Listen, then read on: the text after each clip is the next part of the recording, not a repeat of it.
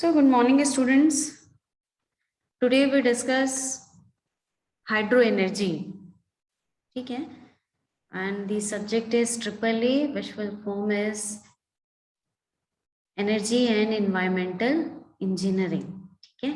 अभी तक हम लोगों ने क्या क्या पढ़ लिया है एनर्जी के बारे में। एनर्जी कितने टाइप्स की है वो पढ़ ली। एनर्जी क्या होता है, फिर उसके क्या क्या सोर्सेज हैं, क्या रिसोर्सेज हैं, कितने डिफरेंट टाइप्स हैं उसमें, और उस डिफरेंट टाइप में कैसे फंक्शन कर रहे हैं, उस एनर्जी को हम कैसे फर्दर आगे यूटिलाइज कर रहे हैं उस एनर्जी को, क्योंकि हमारे एनवायरनमेंट में लॉट्स ऑफ एनर्जी है जिसका अगर हम फुल ऑन यूज करें तो हम और उसका यूटिलाइज कर सकते हैं जो हम नहीं कर पा रहे। ठीक है, तो उसमें भी सारी चीजें चल रही है कि हम उसको और कितने तरीके से यूटिलाइज कर सकते हैं। ठीक, तो एनर्जी पढ़ी, renewable and non renewable energy पढ़ी हम लोगों ने। सबसे इम्पोर्टेंट कि कितने टाइप की होगी, फिर उसको हम कैसे जनरेट कर सकते हैं या कैसे रीजनरेट कर सकते हैं। ठीक, फिर हम लोगों ने सोलर एनर्जी पढ़ लिया कि उस एनर्जी को कैसे हम कन्वर्ट करते हैं इलेक्ट्रिक एनर्जी में। फिर उसके बाद हमने पढ़ा हाइड्रो एनर्जी। हाइड्रो एनर्जी को हम कैसे, सॉरी, विंड एनर्जी, एयर है अपना चारों तरफ, देखो हवा, पानी और सोलर मतलब सन, ये ऑलवेज अबंडेंट क्वांटिटी में है अपने इन्वायरमेंट में। तो हम लोगों ने सोलर पढ़ लिया, सोलर से कैसे कन्वर्ट करते हैं। ठीक, फिर हम लोगों ने क्या पढ़ा, सोलर के बाद विंड पढ़ा, क्योंकि एयर बहुत है एनवायरनमेंट में तो उसको हम कैसे यूटिलाइज करेंगे। ठीक है, अब जब सन की बात हो गई और पानी की बात हो गई, फिर हम लोग अब डिस्कस करेंगे कि हम हवा हो गया, सन हो गया, अब हम पानी की बात करेंगे। पानी की जब हम बात करते हैं तो that is called hydro energy. ठीक है, और ये जो वाटर है अपने एनवायरनमेंट में बल्क में है। ठीक, बहुत सारे अबंडेंट क्वांटिटी में हमें वाटर सप्लाई, अपनी वाटर मिलता है। अब वाटर किसी भी फॉर्म में हो सकता है। ठीक है, वो रिवर भी हो सकता है वाटर, वो ओशियन भी हो सकता है ना। तो वो तो वाटर किसी भी फॉर्म में है, लेकिन ये है कि अबंडेंट क्वांटिटी में है और हम उसको कैसे यूज कर सकते हैं। ठीक है, तो सबसे पहले अपने को मालूम होना चाहिए कि हाइड्रो एनर्जी क्या है या फिर उसकी डेफिनेशन क्या है। So hydroelectric energy also called a hydroelectric power और hydroelectricity, ये फॉर्म है कि हाइड्रो इलेक्ट्रिक एनर्जी बोलो, हाइड्रो एनर्जी बोलो, हाइड्रो इलेक्ट्रिक बोलो पावर, या तो फिर हाइड्रो इलेक्ट्रिसिटी बोलो। ठीक है, तो this is a form of energy that harnesses the power of water in motion such as water flowing over a waterfall to generate electricity। अब पानी है, बस पानी में एक मोशन होना चाहिए तभी हम उस मोशन को कन्वर्ट कर सकते हैं अदर फॉर्म ऑफ एनर्जी में। और अगर स्टिल कहीं नहीं भी होता है तो हम उसको ऐसा क्रिएट करेंगे ताकि हमें एनर्जी मिल सके, है ना। तो और मिलेगा कहाँ पे, that harnesses the water power of water in motion. जैसे कैसे मिलेगा कि वाटरफॉल में जो वाटर फ्लोइंग होगा, ठीक है, उसमें मिल सकता है। अब उस एनर्जी को हम फर्दर किसी फॉर्म में एनर्जी में कन्वर्ट करते हैं और उसके बाद उसको कन्वर्ट करते हैं इलेक्ट्रिसिटी। अब वो इलेक्ट्रिसिटी फर्दर आगे यूज होती है जहां भी उसकी जिसकी भी जरूरत है। ठीक है, तो वो हो गई अपनी। अब ये वाला जो, और अभी हम जो और ये सारी प्रोसेस होती कहाँ है, वहां पे होता है अपना हाइड्रो इलेक्ट्रिक पावर प्लांट। ठीक है, हाइड्रो इलेक्ट्रिक पावर प्लांट होती है जहाँ पे ये सारा का सारा प्रोसेस अपना होता है। ठीक है, अभी ये सब कैसे, वो पावर प्लांट भी दिखाऊंगी, वहां पे कैसे वर्क हो रहा है, कैसे हम एनर्जी को दूसरे फॉर्म एनर्जी में कन्वर्ट करते हैं, ये सारी चीजें हम लोग डिस्कस करेंगे। ठीक है, so people have used this force of millennia already, पहले से ही यूटिलाइज। मैंने देखो हमेशा की बात बोलती हूँ कि ये सारी चीजें यूटिलाइज हो रही है, पहले से भी बहुत कुछ यूटिलाइज हुआ है, लेकिन हम उसमें क्या कर रहे हैं, मॉडिफाई कर रहे हैं। मॉडिफिकेशन होता रहता है तो चीजें कंप्रेस होती जाती है और वो हमें और इजी हो जाती है। ठीक है, तो ये सारी चीजें हमारी यूटिलाइज हो रही है। ठीक, सो पीपल ओवर 2000 years अगो, अगर हम बहुत पहले की बात करते हैं, तो people in Greece used flowing water to turn the wheel of their mill to ground wheat into flour. पहले ऐसा होता था कि इस प्रोसेस को हम लोग करते थे वाटर फ्लोइंग से, और उसको हम व्हील के थ्रू चलाते थे गेहूं से आटा निकालने का प्रोसेस। मतलब ये बहुत टाइम पहले से ही हुआ, पर वो ज्यादा नहीं हो पाया वो, क्योंकि बाहर बाहर हुई और कुछ ही चीजें हुई। ठीक, अब उसको हमें अपने डेली रूटीन में यूटिलाइज करना है, फिर धीरे धीरे चीजें अपने इंडिया में आई। कहने का ये है कि ये सारी चीजें पहले से ही हो रही है, बस हमें थोड़ा सा उसमें मॉडिफिकेशन की जरूरत थी। ठीक है, नेक्स्ट, फिर से अगर हम इंट्रोडक्शन की बात करें तो one of the most widely used renewable source of energy for generating electricity on large scale basis is hydro power. मतलब रिन्यूएबल सोर्स, क्योंकि पानी की बात कर रहे हैं तो इसका मतलब है कि रिन्यूएबल सोर्स ऑफ एनर्जी है। ठीक है, क्योंकि हमें ये एनवायरमेंट में मिल रही है। ठीक, तो ये सबसे ज्यादा इंपॉर्टेंट है, अपना रिन्यूएबल सोर्स का एक पार्ट है जो इलेक्ट्रिसिटी जनरेट करती है एक लार्ज स्केल पे। ठीक है, उसको हम बोलते हैं hydropower. Clear? The power obtain from the river और ocean water is called hydropower. अब ये पावर हमें कहाँ से मिल रहा है? रिवर से मिल सकता है और या फिर ओशियन से मिल सकता है हमें। ठीक है,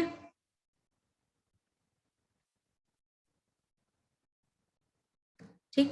अब पानी है, पानी की बात मैंने पहले बताई कि पानी की बात तो हम कहीं से भी कर सकते हैं, right? So hydro power is a renewable source of energy since water is available in large quantities. अब वो रेन में भी हो सकती है, रिवर में भी हो सकता है, और ओशन में भी हो सकता है, and this will be available for unlimited time to come. ठीक है, ये क्या है? अनलिमिटेड टाइम के लिए है। River, ocean, rain. अपना इंडिया कितना पानी से घिरा हुआ है चारों तरफ, सभी को मालूम है, सब लोग नोइन है। तो उस पानी को हम कैसे यूटिलाइज करेंगे? ठीक है, पहले ही सबने ऐसा सोचा कि इतनी सारी चीजें हमारे पास है, हम उसको कैसे यूज कर सकते हैं, कैसे उसको फर्दर, मतलब इतना कुछ है अपने पास। तो फिर ये हुआ कि एनर्जी के फॉर्म में करेंगे, फिर उस एनर्जी को हमने दूसरे एनर्जी में कन्वर्ट किया। तो ये सारी चीजें जो एनर्जी, और देखो कोई भी चीज अपने एनवायरमेंट से ही हो रही है। ठीक, एनवायरमेंट में है, फिर हमने उसका यूटिलाइज किया। एनवायरमेंट में ये कमी हो रही है, तब हमें जरूरत पड़ रही है कि हमको ये काम करना है। ठीक, तो एक एनवायरमेंट का बहुत जरूरत है। जैसे जैसे हमारी रिक्वायरमेंट बढ़ती है, वैसे वैसे हम उस चीज को और बनाना शुरू कर देते हैं कि इसकी रिक्वायरमेंट बढ़ गई है तो हमें ये करना है, ये करना है। ठीक, so 30% of total power of the world is met by hydroelectric power। मतलब अगर हम टोटल पावर वर्ल्ड की बात करें तो 30% ही केवल वो बन रहा है हाइड्रो इलेक्ट्रिक पावर का। ठीक, तो total hydro potential of the world is 5000 gigawatt. ठीक है, फिर फर्दर हम इसका कुछ देख लेते हैं कि हाइड्रो पावर की डेफिनेशन अगर देखें। So hydropower refer to energy mostly electric which is derived from water in motion. Okay? This power is harnessed and used to drive mechanical devices. The main advantage of this form of energy is that it is clean and renewable. And hydropower plant are actually based on a rather simple concept: water flowing through a dam turn turbine, which generate a generator. ठीक है, ये hydro power की बात है। अब ये सारा process हमारा कहाँ होता है? एक देखो, मैं एक डायग्राम दिखाती हूँ। अभी एक बहुत छोटा सा इसी में हमें चीजें समझ में आ जाएगी कि इसको हम कहाँ कहाँ से और कैसे कैसे इस पे वर्क कर रहे हैं। ठीक है, देखो ये हमारा क्या है? Hydro power plant. Hydro power plant होता है जहाँ पे ये सारी प्रोसेसिंग होती है, तब हमें इलेक्ट्रिसिटी जनरेट होती है। ठीक है, तो देखो उसके लिए सबसे पहले हो क्या रहा है, यहाँ पे देखो ये दिया हुआ है रिजर्वियर। देखो यहाँ पे कुछ कुछ पॉइंट्स हैं, जैसे ये डायग्राम दिया हुआ है। सबसे पहले ये एक रिजर्वियर लिखा हुआ है, ये क्या होता है ये भी बताती हूँ, रिजर्वियर। ठीक, फिर ये एक डैम है। ठीक है, डैम आई थिंक सबने देखा है, डैम होता है। ठीक है, और यस मैम।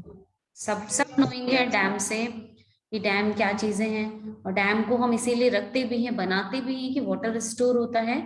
और जब भी एकदम से देखते नहीं हो कि ओवरफ्लो होने लगता है, मतलब कभी कभी हम बोलते हैं कि डैम भी टूट गया, बोलते हैं ना सब लोग। तो वो उस केस में क्या होता है, वाटर फ्लो इतना ज्यादा फ्लडिंग होती है कि उस केस में हमें ओपन करना पड़ता है। और ये जो फ्लडिंग का हम बोलते हैं कि इस एरिया में कितना ज्यादा पानी भर गया, वो क्योंकि सिर्फ डैम की वजह से, डैम में ऑलरेडी हमने वाटर स्टोर किया है अपने फर्दर यूज के लिए, लेकिन कभी कभी इतना ज्यादा आता है कि हमें उसे ओपन ही करना पड़ता है, हमारे पास ऑप्शन नहीं होता। और उस केस में उसके नियर अबाउट या फिर धीरे धीरे करके वो बाढ़ की जो कंडीशन बनती है, ये भी एक बहुत बड़ा रीजन होता है। ठीक, तो देखो ये डैम हो गया, डैम में एक गेट लगा हुआ होता है। ठीक है, अब देखो इसकी प्रोसेसिंग क्या है वो बताती हूँ। ये एक डैम है, ठीक है। और रिजर्वियर का मतलब होता है जहाँ पे हम पानी स्टोर करते हैं। ठीक है, यहाँ पानी स्टोर करते हैं। अब देखो होता क्या है, यहाँ पे हमने पानी स्टोर किया और ये बहुत हाइट पे रखते हैं हम। ठीक, बहुत हाइट पे पानी रखते हैं और उसके बाद वहां से फ्लो करते हैं। तो ये जो यहाँ पे किस टाइप की एनर्जी हमें मिलेगी, जो वाटर यहाँ स्टोर किया हमने रिजर्वियर में? मैम पोटेंशियल एनर्जी स्टोर हो जाएगी। हाँ एग्जैक्टली, देखो पोटेंशियल एनर्जी हमारी क्या हो जाएगी, स्टोर हो जाएगी। ठीक है, तो यहाँ पे क्या हो गया, क्योंकि वाटर का सप्लाई है स्टिल है, तो यहाँ पोटेंशियल एनर्जी आ गई। अब ये डैम लगा हुआ है। ठीक, डैम में एक गेट हम लगाते हैं। गेट का मतलब है कि जब हम चाहें तो गेट ओपन कर दें जिससे वाटर फ्लो होगा, और जब हम चाहें तो हम गेट बंद कर दें, और मतलब जब हमें रिक्वायर्ड होगा उस टाइम पे वहां से पानी फ्लो करेगा। ठीक, तो ये हमने गेट लगा दिया। अब गेट के बाद से हमने यहाँ पे देखो, यहाँ पाइप लगा हुआ हो तो उसको पाइप बोल सकते हो या बोल सकते हो पेन स्टॉक। ठीक है, ये पाइप लगा हुआ होता है। तो ये जब हम गेट ओपन करते हैं, गेट ओपनिंग है, ठीक है, जब ये हम गेट ओपन करते हैं तो यहाँ से पानी फ्लो होता है। ठीक है, अब ये जो पानी फ्लो हो रहा है वो कौन सी एनर्जी में कन्वर्ट हो गई? Kinetic energy. Kinetic kinetic energy. Energy में, एग्जैक्टली। ये पोटेंशियल एनर्जी था, अब उसको हमने इतने हाइट के साथ और इतने प्रेशर के साथ पानी किया तो वो क्या हो गया, काइनेटिक एनर्जी में। अब ये पेन स्ट्रोक के थ्रू यहाँ से पास ऑन होता है। ठीक, फिर देखो यहाँ पे हमने एक लगाया सर्ज टैंक। ठीक है, सर्ज टैंक का मतलब ये होता है, देखो अब ये सर्ज टैंक लगा है, अभी मैं बताती हूँ कि इसको हम क्यों लगाते हैं। फिर उसके बाद हमारे पास क्या आ गया, यहाँ पे एक हमने वॉल्व लगा दी। ठीक है, पानी यहाँ से आएगा और फर्दर क्या होगा, वॉल्व लगा है, अब वॉल्व के थ्रू हम उसको, हमें पास करना है नहीं पास करना अपने पे डिपेंड करता है। ठीक है, अब अगर देखो हमने यहाँ से पास कर दिया तो हमें कोई प्रॉब्लम नहीं होगी, नॉर्मल सी चीज है, पानी यहाँ से यहाँ पास हो रहा है। ठीक है, लेकिन इन केस कि यहाँ से भी ओपन है, यहाँ बंद हो गया, तो उस केस में क्या होगा, पानी रिवर्ट होगा, और पानी रिवर्ट होने से क्या होगा, ये जो पेन स्टॉक होती है ये डैमेज हो जाती है, मतलब इसकी कंडीशन बढ़ जाती है कि वो डैमेज हो सकती है अपनी। तो उस केस में हम क्या करते हैं, ये जो अपना सर्च टैंक होता है ये यहाँ पे स्टोर हो जाता है। ठीक, तो इससे क्या होता है, हमारा जो पेन स्ट्रोक होता है वो डैमेज जो होना होता है उसकी वो कम हो जाती है। ठीक है, तो वो डैमेज की कंडीशन नहीं होती है, तो इसलिए हम सर्च टैंक लगाते हैं। एक और रीजन होता है सर्च टैंक लगाने का, सर्च टैंक इसलिए भी लगाते हैं कि एक तो पानी से डैमेज ना हो जाए, और दूसरी चीज है कि अपनी इन केस अगर यहाँ से जो वाटर फ्लो हो रहा है, ठीक है, अगर उसका प्रेशर बहुत ज्यादा नहीं है जिस प्रेशर के साथ हमें वो पानी चाहिए, फ्लो चाहिए, तो हम उस केस में क्या करते हैं, सर्च टैंक ओपन कर देते हैं, क्योंकि सर्च टैंक में ऑलरेडी पानी स्टोर है। तो उस कंडीशन में ये सर्च टैंक से भी पानी वापस से फ्लो होने लगता है। तो मतलब हमें दो दो फायदे मिल जाते हैं सर्च टैंक के, एक तो रिवर्ट बैक होता है तो उस टाइम पे पेन स्ट्रोक खराब होने से बचता है, और दूसरी बात है अगर इन केस कभी प्रेशर कम हुआ पानी का तो हम सर्च टैंक ओपन करते हैं, तो जहां से ये पानी मतलब वो प्रेशर मिल जाता है। ये हमारा वॉल्व लगा हुआ था। ठीक है, अब वॉल्व के बाद का काम देखो क्या है, एक ये लगा हुआ है टरबाइन। ठीक है, ये जो अपना टरबाइन है यहाँ से पानी आ रहा है, यहाँ शाफ्ट लगी हुई है वो रोटेट करता है। ठीक है, रोटेशन के बाद ये यहाँ पे देखो एक जनरेटर लगा हुआ है। ठीक है, अब जनरेटर लगा हुआ है इसका मतलब अब रोटेट करता है तो कौन सी एनर्जी में कन्वर्ट हो गई, मैकेनिकल एनर्जी में कन्वर्ट हो गई। ठीक, अब उस मैकेनिकल एनर्जी में जब हमारा कन्वर्ट हो जाता है फिर हमने एक जनरेटर लगाया है जिसके थ्रू वो अपनी इलेक्ट्रिकल एनर्जी में कन्वर्ट होती है और हमें फिर फर्दर इलेक्ट्रिसिटी यहाँ से जनरेट होती है। ये तो एक चीज हो गई। दूसरी जो वाटर चीजें पंप करने से जो काम हो रहा है, जो इलेक्ट्रिसिटी बन रही वो तो ठीक है, पर कुछ पार्ट पानी का वेस्ट भी होता है। ठीक है, तो उसके लिए हम क्या करते हैं, एक टेल लगा देते हैं यहाँ पे। ठीक है, जहां से ये वाटर क्या होता है अपना, हम उसको डंप कर सकते हैं। ठीक है, एक ड्रैम ट्यूब होता है उसको लगा देते हैं यहाँ से हमारे पास।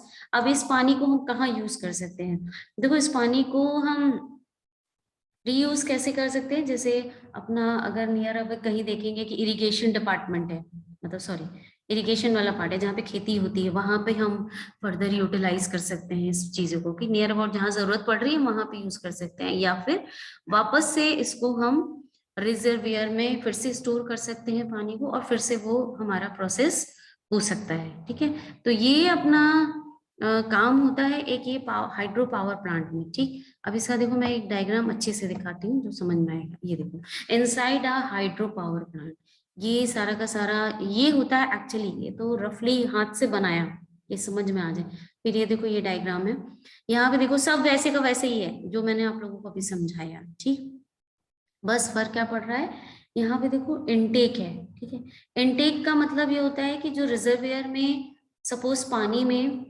कुछ भी अननेसेसरी अनवांटेड चीजें ऐड है। ठीक है, तो जो अननेसेसरी और अनवांटेड चीजें ऐड है उसको हम क्या करते थे, फिल्टर आउट करते, इसलिए हम इनटेक लगा देते हैं। ठीक है, सेम वही है, देखो कंट्रोल गेट है जिससे हमें वाटर फ्लो करना है कि नहीं करना है, ये पेन स्ट्रोक लगा होता है। ठीक, पेन स्ट्रोक के बाद फिर देखो यहाँ एक टरबाइन आ गया, टरबाइन में रोटेट करेगा, फिर जनरेटर लगा होता है, जनरेटर इलेक्ट्रिसिटी में कन्वर्ट करता है, उसके बाद ट्रांसफार्मर लगा होता है, ट्रांसफार्मर का मतलब होता है स्टेप अप स्टेप डाउन, हमें जो भी रिक्वायर्ड है हम उसके अकॉर्डिंग करेंगे। और ये सी पूरा कॉम्बिनेशन ये कहाँ पे होता है, अपना एक पावर हाउस, जैसे हम पावर हाउस कहते हैं जहाँ हमारा ट्रांसमीटर सॉरी ट्रांसफार्मर वगैरह लगा हुआ होता है।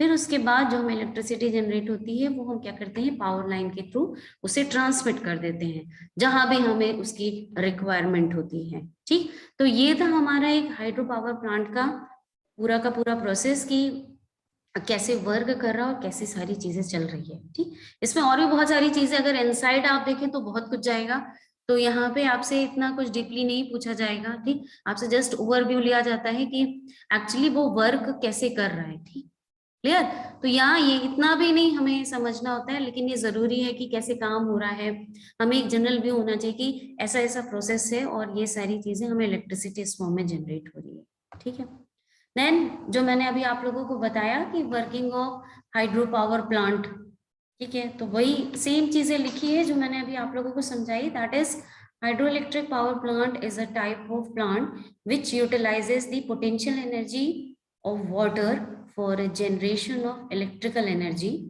To generate electricity, water must be in motion, which is referred to as kinetic energy. ठीक, when the flowing water turns to blade of the turbine, the kinetic energy water change to mechanical energy, and turbine rotate the electrical generator rotor, which in turn converts mechanical energy into electrical energy. अभी मैंने आपको बताया कि पहले potential energy, उसके बाद convert हो जाती है पाइप, जब पेन स्ट्रोक में जाती है तो वो कन्वर्ट होती है अपनी किसमें, काइनेटिक में। फिर उसके बाद जब वो टरबाइन से रोटेट करती है तो वो उसमें कन्वर्ट हो जाती है अपनी मैकेनिकल एनर्जी में, और फिर वो जनरेटर के थ्रू कन्वर्ट हो जाती है अपनी इलेक्ट्रिकल एनर्जी में, जो हम फर्दर यूटिलाइज करते हैं इलेक्ट्रिसिटी में। ठीक, अब इसका नॉर्मल सी चीज है, हर चीज का प्लस और माइनस होता है, एडवांटेज है तो डिसएडवांटेज भी होगा अपना। अब आप लोग बताओ कि एडवांटेज क्या हो सकता है और डिसएडवांटेज क्या होता है, ये तो मैं फर्दर आपको बताऊंगी। ठीक है, अब आप बताएं मुझे कि एडवांटेज क्या होता है और